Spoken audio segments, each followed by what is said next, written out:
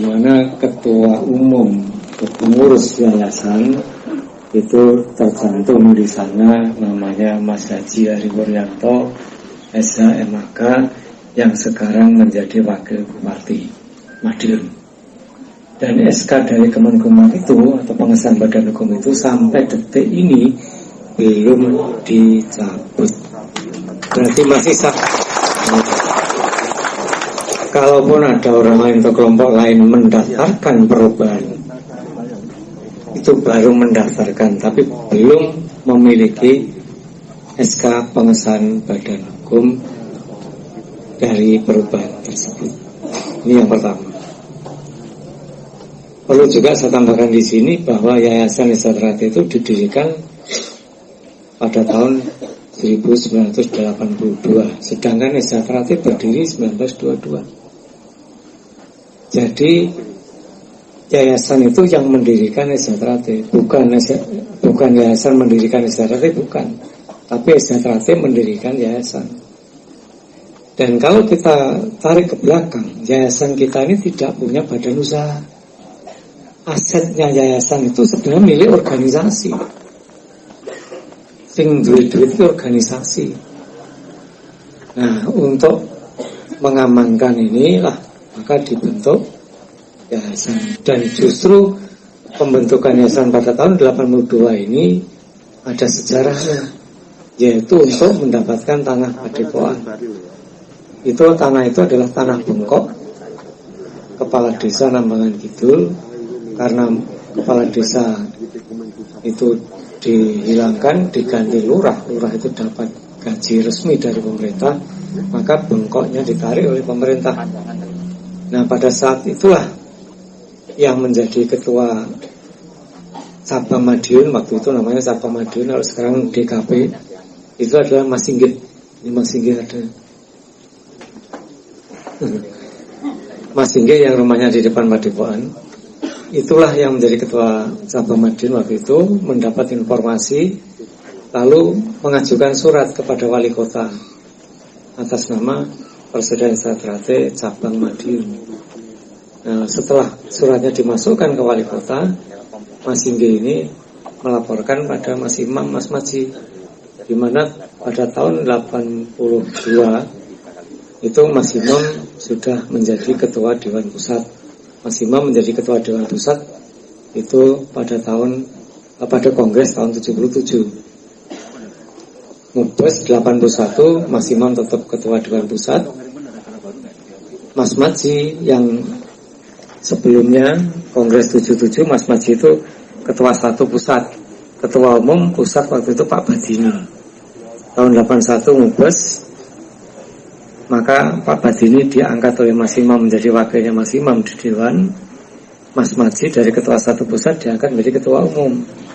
Dan Mas Isbiantoro ini yang tadinya menjadi sekretaris umum pusat, tahun 81 Mas Is diangkat menjadi ketua 1 pusat bidang organisasi. Dan saya yang tadinya wakilnya Mas Is diangkat menjadi sekretaris umum, diberi tugas menjadi sekretaris umum pusat tahun 81. Sehingga pada saat membentuk yayasan itu Mas Is, saya, Mas Singgih ini saksi hidup karena saya ada di situ. Dengan laporan Mas Singgih kepada Mas Imam ngendika, "Dek, nek sing njaluk Esa Trate ora bakal dikei. Karena kalau Esa Trate nanti diberi perguruan ya njaluk. Terus bagaimana Mas? Apike nggawe yayasan, nggawe lembaga pendidikan." Maka berikutnya Mas Imam nimbali, ini terus terang saja saya sebutkan namanya, menimbali Mas Darmo Sanyoto Sudagung Malang, ditimbali Mas Imam, kemudian ada Mas Maji, Mas Is, saya, Mas Singgih, Mas Imam. Disitulah dibuat akta notaris yang pertama kali, notarisnya Mas Darmo Sanyoto ini disahkan di pengadilan Madiun, kemudian mendirikan SMA Esa Trate dengan waktu itu masih numpang di SD sebelah barat lapangan. Kemudian pengajuannya Mas Singgih ditarik, digantikan pengajuan dari yayasan, di mana ketua yayasan yang pertama kali waktu itu yang ditunjuk adalah Mas Sugeng Wiyono dari Ngawi, itu Sekda Ngawi. Ini Mas Sugeng Haryono yang sekarang jadi ketua cabang Ngawi. Kalau dulu yang ketua yayasan adalah Pak Sugeng Wiyono, sekarang sudah almarhum. Itu berjalan maju, suratnya alhamdulillah DPRD setuju karena digunakan untuk lembaga pendidikan, bukan untuk perguruan gitu loh. Akhirnya dibangunlah Padepokan itu. Dan perlu diketahui, meskipun sudah diberikan lahan Padepokan tersebut, harus mengganti kepada pemerintah kota. Waktu tahun 82 itu harus mengganti kepada pemerintah kota 10 juta rupiah. Nah saiki mbuh pirang miliar.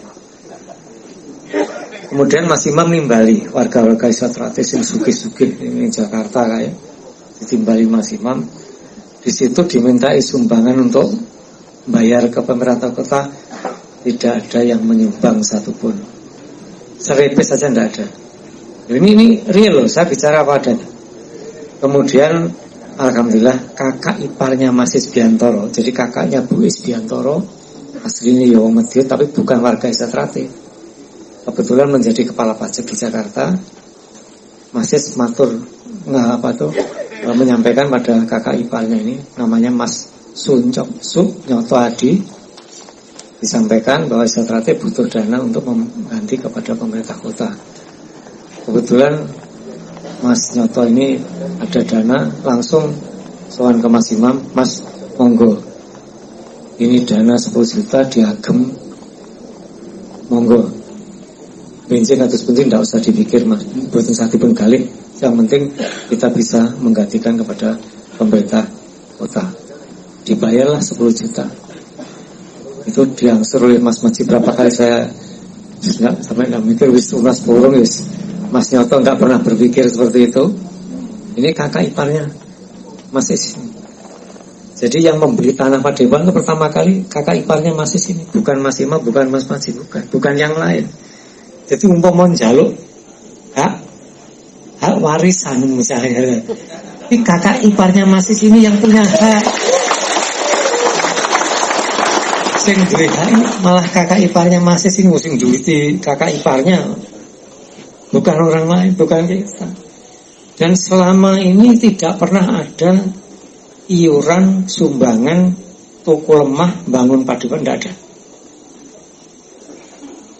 Mas Maji mengangsur, membangun, membeli tanah di sini, dibangun ini, semuanya itu atas kepentingan Mas Maji dalam mengelola organisasi, mengelola keuangan. Pusat itu hanya mendapat uang dari yaitu uang administrasi yang besarnya hanya berapa rupiah. Baru 2 tahun ini loh, uang administrasi itu 100.000, saurungnya 75, 50.000, 20.000. Bahkan dulu administrasi itu tidak ada. Malah ya terus terang yang saya ini ada sinteldok masih antri saya. Terus terang apa kok cabang bayar kabeh? Kalau saya buka bulan ini udah. Zaman Mas Maji itu monggo, yang membayar ya monggo. Uang administrasi dipakai untuk apa? Membuat piagam, KTA dan sebagainya. Sisanya itu hanya dikelola oleh Mas Maji. Kebetulan Mas Maji itu pengusaha minyak. Beliau jadi pengusaha minyak sebelum jadi ketua umum. Belum. Ya. Belum jadi ketua umum, beliau sih sudah jadi pengusaha minyak. Karena jadi pengusaha dipercaya bank, maka pinjam ke bank, membeli tanah, bangun Padepokan. Itulah jadi sampai sekarang. Mas Maji tidak pernah berkaul-kaul. Dan Mas Maji pun juga menyampaikan, aku ora rumongso bayar apa bangun dari duit saya tidak. Ini duit dari sisa-sisa uang administrasi yang dikelola pusat. Ini loh yang perlu kita ketahui. Jadi kita sudah, ya kalau saya secara pribadi, kita sudah berterima kasih pada Mas Maji yang sudah mewujudkan, meninggalkan bangunan yang demikian megah untuk kita pakai bersama. Jadi kalau ada yang merasa iki hak saya, lho hak sokondi.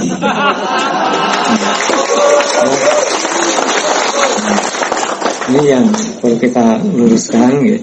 Ibaratnya orang melok macul kok njaluk pagi ini. bagaimana susahnya Mas Maji membangun Desa Trate. Dari Mas Maji megang sebagai ketua umum pusat tahun 81, kita hanya punya cabang 36 kalau tidak salah. Mas Maji meninggalkan kita tahun 2015, 20 Oktober 2015, cabang kita sudah hampir 180-an waktu itu. Bagaimana susahnya kita berada di saudara kita di Sumatera. Itu kalau pengesahan nginjek tanah itu kaki masuk, isinya tonggeng itu gede-gede. Tanya itu saudara kita di Sumatera, itu dia alami. Mas Maji itu, ya saya karena mengikuti beliau, saya jadi sekretaris umum itu mulai 81 sampai tahun 2000 saya jadi sekretaris umum. Jadi saya tahu persis bagaimana suka dukanya dulu-dulu Desa Trate ini membesarkan Desa Trate. Lebar mus gede saya kira di royoan. Nenek saya, kalau saya monggo, misalnya Mas Mur sekarang turun saya, bang itu amanah kok, gitu. Yang penting hati saya, keinginan kita tetap mengabdi pada Pasitunder. Jadi di Desa Trate ini yang kita bangun adalah pasduran, persaudaraan yang tumbuh dari hati ke hati, persaudaraan yang tulus, persaudaraan yang ikhlas, persaudaraan yang tidak membedakan latar belakang kehidupan kita masing-masing. Apakah itu suku, agama, ras, golongan, pangkat, derajat, kekayaan, enggak. Mohon maaf, saya dengan Mas Wijang ini, Mas Wijang dulu murid saya, tapi karena beliau sekarang menjadi pejabat, ya tidak seenaknya saya. Kita tetap saling menyayangi, menghormati, sama-sama paling bertanggung jawab. Itulah Pasituran Desa Trate. Ini Pasituran Desa Trate dibuat seperti kekuasaan. Aku ketua umum, saya kuasa tak pecat. Nah ini organisasi mau dibawa kemana? Monggo. Jadi wajarlah kita ngomong dulur banyak. Kalau ada permasalahan ya mari kita selesaikan secara kekeluargaan. Dan mohon maaf, saya sudah menyampaikan berkali-kali, siapapun yang mau datang ke Padewan monggo, selama tidak membuat kekacauan, tidak membuat kekisruhan monggo. Jenengi apa monggo. Tapi hanya saya mengingatkan, kita masuk di Padewan karena tempat kita, rumah kita bersama, harus kita hargai, kita hormati. Jadi kalau masuk Padewan, ya saya minta sesuai dengan aturan yang ada di Padewan. Jangan sampai masuk Padewan menggunakan kaos, baju yang tulisannya macam-macam, saya tidak ingin. Karena nanti apa dampaknya masyarakat dulu, istilahnya kok uraan dulu lah, saya tidak ingin itu. Jadi kalau mau sesuai syaratnya ya mau gue pakai itu. Tapi ya tentunya dengan aturan yang baik. Orang kok masuk Padewan malah nggak rame, nggak kisruh. Ya. Mulu ini rombongan pengantin tapi ya. Kemudian yang perlu saya sampaikan lagi saudara sekalian, keputusan kasasi kemarin itu terjadinya adalah demikian. Ketika Mas Maji masih sugeng, akhir tahun 2013 ada kelompok saudara kita yang mengadakan demo, bahkan Mas Maji memberikan sambutan di depan dulur-dulur, di situ mic-nya direbut, di Mas Maji dipaksa suruh tanda tangan dan sebagainya. Ya, saya ada di situ, masih ada beberapa ketua cabang. Kemudian tidak terima itu, Mas Maji digugat lewat Pengadilan Negeri Madiun dengan kepengurusannya. Alhamdulillah Pengadilan Negeri Madiun memutuskan tahun 2014 akhir 15 awal keluar putusan dari Pengadilan Negeri Madiun Mas Maji dan kepengurusan serta ADRT waktu itu 2008 oleh pengadilan dinyatakan sah. Mereka tidak terima banding di Pengadilan Tinggi Jawa Timur. Pengadilan Tinggi Jawa Timur berjalan sebelum Mas Maji meninggal, alhamdulillah sudah keluar putusan. Pengadilan Tinggi Jawa Timur menguatkan putusan Pengadilan Negeri Madiun. Mereka akhirnya tidak banding, berarti putusan MK sudah tetap. Ini yang terjadi. Begitu Mas Maji meninggal, Mas Maji mau dimakamkan di tanah makamnya yang sekarang itu, digegeri, di demo, gitu, dengan minum-minuman yang mungkin itu ada videonya ada. Maunya Mas Maji tidak boleh dimakamkan di situ. ternyata sudah ditunjukkan bahwa tanah itu adalah tanah pribadi masing-masing, milik keluarga. Ya, setengah atau kisinan. Pejabat semuanya setuju, sampai tingkat RT semua setuju. Perlu diketahui bahwa tanah itu tanah pribadi keluarga masing-masing. Masjid itu yang bangun bukan Zatrate, itu yang bangun Yayasan Bulan Sabit Merah dari Arab Saudi. Ya, ini yang perlu diketahui. Jadi itu bukan tanahnya Zatrate, masjidnya bukan masjidnya Zatrate, itu milik keluarga Mas Maji. Karena apa? Mas Maji ngendika, so anu murne aku serah dadi pengurus, tanah iki tak tuku, aku pengen duwe panti asuhan karo panti asuhan yatim piatu karo pondok pesantren. Hanya keinginan beliau sampai beliau meninggalkan kita belum kesampaian. Ini yang perlu diketahui. Ya. Nah, kemudian setelah Mas Maji meninggal, 10 hari Mas Maji dimakamkan. Ada demo di Padipuan digembok. Saya masih kalau tidak salah waktu itu ada posisi di Atambua. Saya dikabari oleh Kapolda, oleh Kapolres Madiun, Padipuan begini. Kapolda marah. Waktu itu Kapoldanya Pak Mahfud Arifin marah. Tidak salah. Itu marah, akhirnya Kapolres Kota Madiun harus mencari yang gembok siapa. Malam itu juga harus dibuka. Akhirnya dibuka. Nah, melihat gelagat inilah Mas Bagus Rizky Junarwan, Mas Hariwur selaku ketua yayasan dengan beberapa orang minta izin kepada Mas Arif Suryono, karena Mas Arif Suryono sebelum Mas Maji Sedo itu diberi SK menggantikan Mas Richard Simorangkir yang waktu itu ditunjuk menjadi ketua umum pusat tanggal 9 Februari 2014. Berapa bulan berikutnya Mas Richard meninggal, akhirnya Mas Maji menunjuk Mas Arif Suryono menjadi ketua umum pusat sampai dengan Parapatan Luhur, bukan PLT, ingat saya, SK-nya bukan PLT tapi ketua umum pusat sampai dengan Parapatan Luhur. Mas Bagus minta izin, dibuatkan rekomendasi, berangkatlah beliau ke Kemenkumham RI mendaftarkan badan hukum untuk organisasi. Oleh karena itu maka badan hukum itu namanya Mas Bagus, alamatnya kabupaten sesuai alamatnya, KTP-nya Mas Bagus.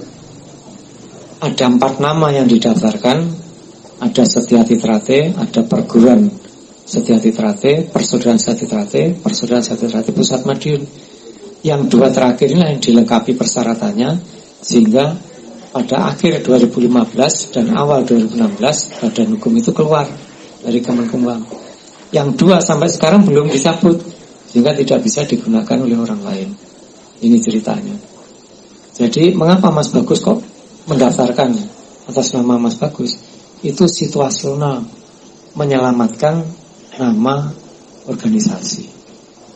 Nah, setelah Parloh 2016 dilaksanakan di Jakarta, padahal mestinya namanya Parloh, Mubes, Kongres itu selalu diselenggarakan di pusat organisasi, yaitu di Madiun.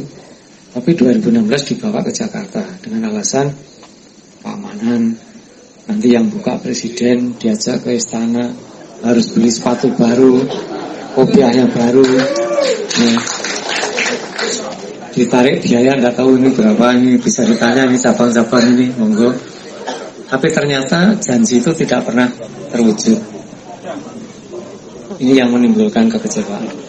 Nah, dari situlah maka badan hukum dalam Parapatan Luhur 2016 juga tidak dipermasalahkan. Maksudnya badan hukum organisasi itu tidak dimasalahkan. Mestinya logika nih, karena yang punya badan hukum Mas Bagus atas nama Zatrate, mestinya yang berhak menjadi ketua umum ya Mas Bagus. Tapi toh tidak, yang jadi ketua umum bukan Mas Bagus. Di Parloh 16 tidak dibicarakan, tidak dibahas.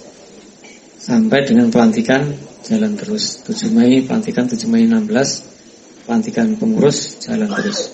Tapi dalam perjalanan waktu, nah inilah terjadi ya apa itu pencederaan dalam rasa persaudaraan. Ada cabang yang masih aktif, punya SK, masih berlaku. Ada orang yang gak senang pada ketua cabang, minta surat membuat Parapatan cabang sendiri.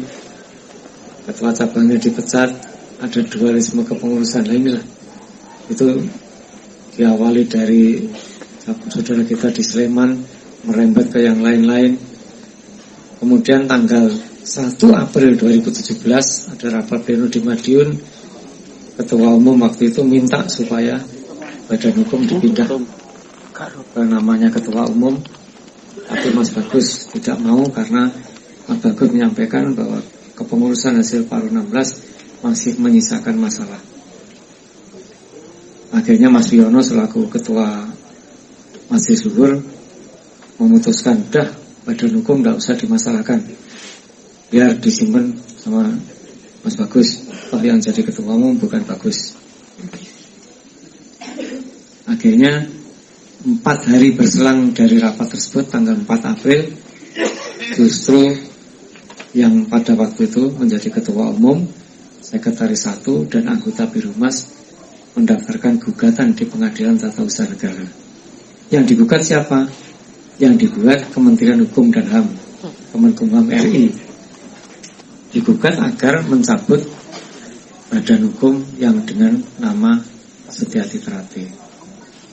Yang menggugat siapa? Yang gugat adalah persaudaraan Setiati Terate waktu itu. Hanya karena yang menjadi Ketua Umum adalah beliau bertiga ini, Ketua Umum, Sekretaris 1 dan anggota Birohumas, maka di dalam gugatan yang ditandatangani ya mereka bertiga ini. Sehingga proses hukum berlangsung, otomatis yang masih nama mereka bertiga. Itu terjadi sebelum Paruh 2017. Suro kurang 2 hari ada, yaitu satu permasalahan baru, 9 ketua cabang dipecat, ya, termasuk ketua pelaksana harian waktu itu, yaitu saya sendiri, dipecat, ya. Maka malam 1 Suro, tepatnya tanggal 21 September, cabang-cabang tidak terima, datang ke Padepokan Madiun menuntut pertanggungjawaban daripada Ketua Umum. Waktu itu Suro 2017, Majelis Luhur yang mestinya 9 orang, yang 2 meninggalkan kita. Mas Jarod meninggal, Mas Hendrat meninggal, sehingga tinggal 7 orang. Pada saat itu dari 7 Majelis Luhur yang hadir hanya 4, padahal semuanya diundang. 4 orang hadir. Kebetulan tengah malam Ketua Umum hadir didampingi beberapa orang. Di situ cabang-cabang yang dipecat ini menuntut pertanggungjawaban. Namun Ketua Umum waktu itu hanya menyampaikan disuruh turun, yang bisa menurunkan saya adalah Majelis Luhur.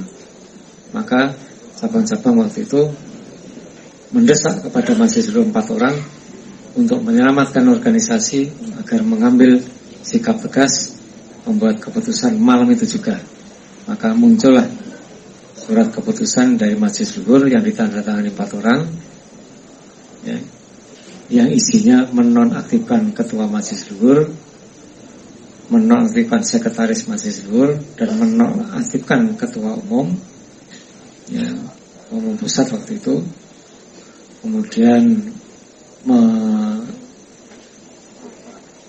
menyatakan setelah pelaksanaan Suro 2017 diselenggarakan rapat koordinasi nasional atau Rakornas. Karena sebenarnya Rakornas itu agendanya sebelum Paruh dulu, rencananya bulan Agustus, tapi oleh Ketua Majelis Luhur waktu itu Mas Wiono ditunda aja setelah Suro. Nah, jadi agenda Rakornas itu adalah agenda pusat yang sudah dicanangkan sebelumnya. Nah, di Rakornas itulah kemudian muncul berita acara yang dibuat oleh cabang-cabang mendesak kepada Majelis Luhur yang ada waktu itu 4 orang untuk meningkatkan menjadi para Badan Luhur dipercepat menyelamatkan organisasi. Itu ceritanya seperti itu. Nah, kemudian proses pengadilan tata usaha negara di tingkat pertama, gugatan penggugat. Yang menggugat siapa? Ya Terate yang menggugat, persaudaraan Setiati Terate. Hanya yang bertanda tangan sebagai penggugat di situ adalah beliau bertiga ini. Kemudian semuanya banding karena yang masuk, jadi yang digugat adalah Kemenkumham, Mas Bagus ini masuk sebagai tergugat intervensi. Tidak hanya Mas Bagus, akhirnya yang lain juga masuk menjadi tergugat intervensi. Ada Persaudaraan Isoterate 1922 punya badan hukum dari Kemenkumham, masuk menjadi tergugat intervensi. Ada Persaudaraan Isoterate 1922 Indonesia, ya, masuk menjadi tergugat intervensi. Ada Persaudaraan Setiati Pilang Bangu, masuk menjadi tergugat intervensi. Kemudian ada beberapa cabang yang punya badan hukum juga masuk menjadi tergugat intervensi. Kemudian banding semua di tingkat banding di pengadilan tinggi tata usaha negara, badan hukum dikembalikan kepada pemilik. Mereka tidak terima, ya, kemudian naik ke kasasi. Keluar putusan kasasi untuk mencabut badan hukum. Nah, ini kalau kita telaah secara keseluruhan isi daripada putusan kasasi, maka kita mestinya harus paham pada saat itu mengapa nama beliau bertiga yang ada di putusan kasasi, karena yang menggugat awal ya beliau. Tidak mungkin dalam perjalanan diganti orang lain.